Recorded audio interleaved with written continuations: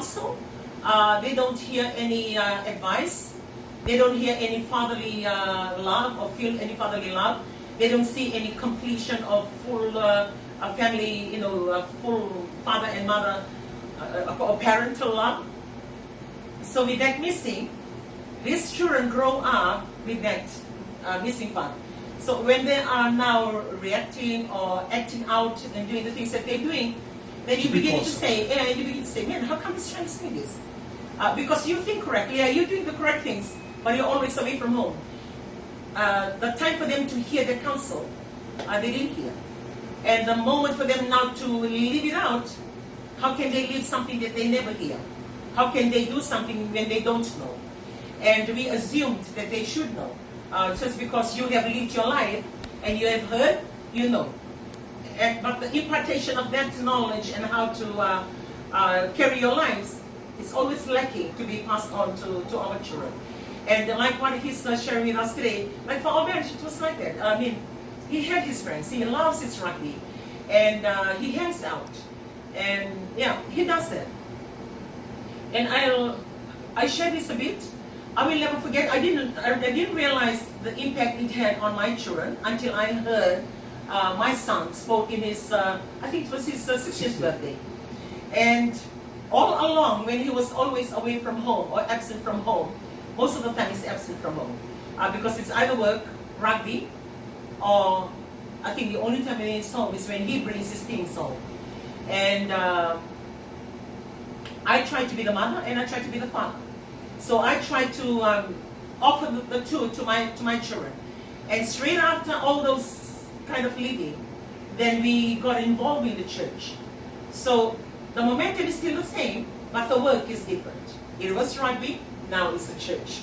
It takes him away from home and going all over the place within Fiji. So I try, because I'm still trying to play the mother and father role here, to cut and love my children. If he's preaching in South Savo for that week, for that evangelism, I'll fly our family to South Savo. If he's in Kandavo, I'll fly myself to Kandavo with my children. I fly ourselves to Labasa, wherever he is.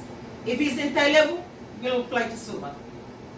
Just so my children can see him in the weekend, or they can know that that's their father. And as much as I was doing that, thinking that my children are good, because we don't talk about it, we just continue living. And not until on the 60th birthday, when we celebrated, it was because we used to have ourselves down here at Albert Park, on the old Albert Park set up. And we had I think it was a dinner. We had a dinner with just friends and mission team and just a small one. And after we blew the cake and everything, so time was given for him to stand and say anything. When he stood, he acknowledged his mom and his sisters, and then he looked at his dad. I will never forget that moment. That I didn't really catch during the time he was growing up.